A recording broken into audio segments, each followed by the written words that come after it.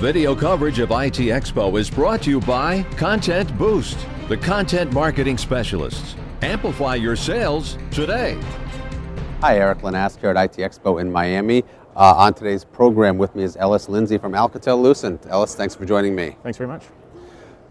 So, you were explaining to me off camera some of the sort of traditional roles that your part of the organization has played in helping manage and monitor and service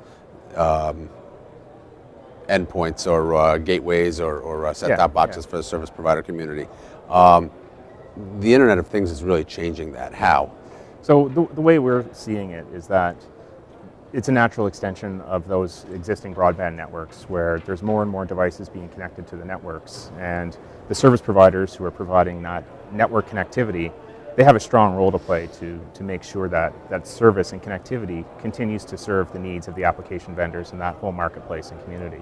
And so what our platform enables is the management and diagnostics of those devices and services so that you can actually figure out if there's a problem, what is it, and actually take that proactive resolution so that you don't have to send a truck, or if you're in a connected car scenario, as a consumer, you don't have to set up an appointment with your dealership, go there and wait for them to replace the head unit in a vehicle because that's the only way they know how to diagnose it and figure out what's wrong, as opposed to being able to do that over the air and just make a change in the software while the car is not in motion so that everybody ends up with a better experience.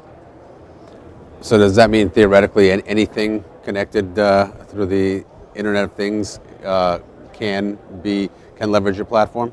Absolutely. Anything network connected, as long as we can communicate to it, whether it's a standard-based interface or a proprietary interface, if we can talk to it, then we can bring that device information into that business logic to figure out where is there a problem and what has to change in order to improve the service.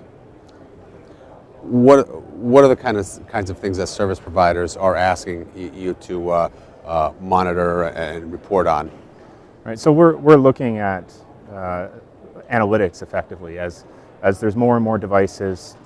There's a lot more variability in the network. So the service itself, how these devices and applications behave, requires that we incorporate network data and network service quality into the equation for how we're doing the diagnostics. Right? So really, big data has a strong role to play for device analytics, service analytics, and overall, what is the analytical output of that experience. So what business processes are working, which ones are not, how do you optimize those over time to be more predictive in what you're doing? By being more predictive in what you're doing, you're effectively suggesting fixing something or maybe not before it happens, but at least understanding. Recognizing that there's a trend in either a device or a type of software or a service, and making those changes or providing some sort of notification to the application provider and says, okay, well, this particular piece of hardware, it's been in the field for X number of years, and historically we're seeing them fail at this certain point. So you might want to send somebody out and update that hardware before there's a problem, right? And there's a service outage, which means lost revenue. Is there a positive revenue opportunity for service providers by being able to provide this level of analysis? Oh, we believe that there most definitely is. Our typical business model is taking cost out of the business.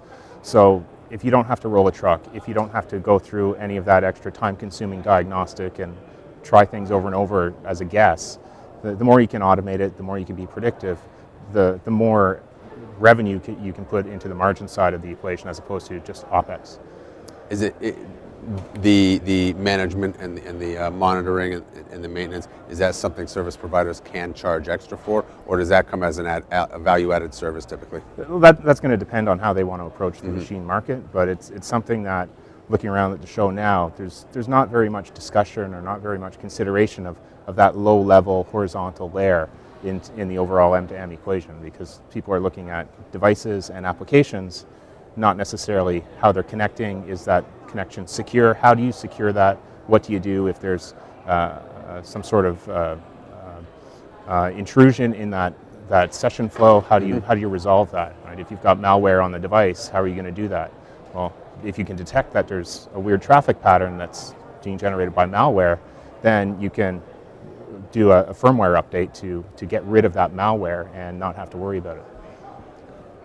How big? How would you estimate the potential of the M2M or the Internet of Things market for Alcatel-Lucent in this capacity? Well, I think it's pretty big, right? The numbers are going to depend on how the market shapes out over the next couple of years. Right? Looking back 5 or 6 years, it wasn't that different than it is today, but it's becoming much more interesting as the applications are extending. More and more applications are tying themselves to devices, and soon they're going to recognize that network connection, whether it's between the service provider and their application in the cloud and that device, or their device and the sub-devices associated with it. Those service qualities are going to require something to be done about it, and that's really something that is going to have a high value because it can be translated into revenue. Who drives these kind of programs at the service provider? Is it a customer, or does it come from management at the provider level? It's a bit of both, right? So right now we're seeing many of the tier 1 service providers focusing on machine-to-machine as a potential growth area. In many cases, they have some clear plans. Other aspects of that same business, they're unsure. They're developing strategies, but most of them are actively developing those strategies today.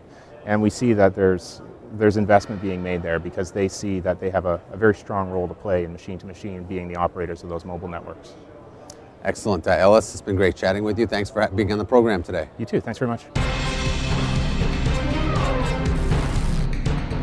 Video coverage of IT Expo is brought to you by Content Boost, the content marketing specialists. Amplify your sales today.